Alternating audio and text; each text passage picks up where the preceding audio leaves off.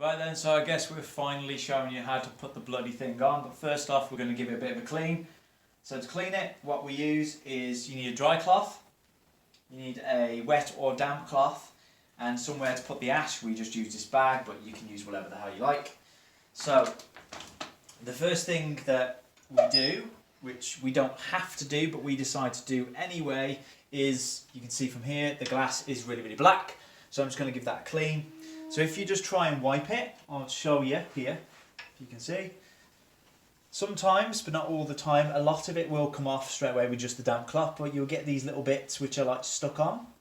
And funny enough, when we had the fire fitted, the actual engineer said, actually a good little technique is not to use any chemicals, because you don't want to use chemicals in here, but the ash that you see within here is actually really good.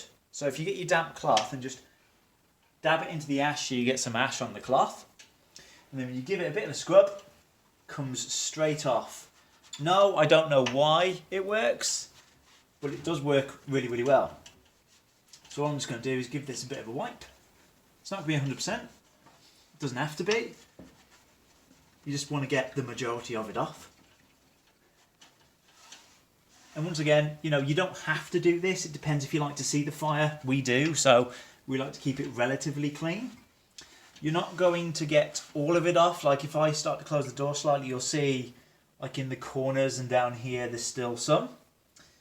But as long as you get the majority of it off, so you can have a nice look inside, and that's kind of what you end up with. It's just really dirty cloth. And the only reason why I use the dry one is because this is still a bit wet. You just want to dry it off a bit. Because what you've got to remember is if this is wet, when you start to light the fire, a little bit of that dampness will be inside there. It makes it a bit more difficult. So you want it to be relatively clean. So that's the first stage. You can see all the ash and everything else in there. Okay, this is part that might be a little bit difficult because, as I mentioned to you before, this door, as you can see, doesn't necessarily stay open easily by itself. So what I would do here, so we have a bunch of little kind of tool things that we bought, and this is just like a little thing, little brush. And here, there's a grate at the bottom. So I'm literally just going to push most of the ash through the grate. You can use your hands for this, you can use whatever you like. I just use this because we have it. Now sometimes, like in here, we end up to have a little bits like this. It's up to you if you want to keep them. They're just a little bit of charcoal, or if you want to dump them in the same box. Depends how big they are. Some of the smaller ones like this I might just leave. So then what you do is here, so this is this grate. So I'll take that out. Look, as you can see, it's got all the holes in, and I'll just put that down the bottom.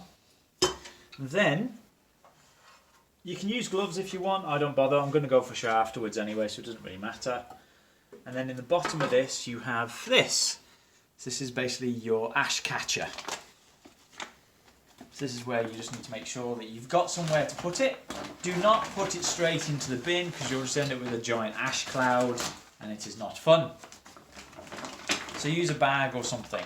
Now the thing is, if you do it properly and you only burn wood, and you don't burn any paper or anything like that, this is actually really good for compost. It's really good to help through because it's all natural. So if you're not burning much of anything, keep it and use it, and it's actually good for your garden. But otherwise, go back on track. Put that back into there. So that's the majority of it clean. Remember, you don't need to clean all of it out, just the majority. And do not put your hoover in there, because it will clog up your hoover. So then that will just go back in. And then we are ready. That's it all clean.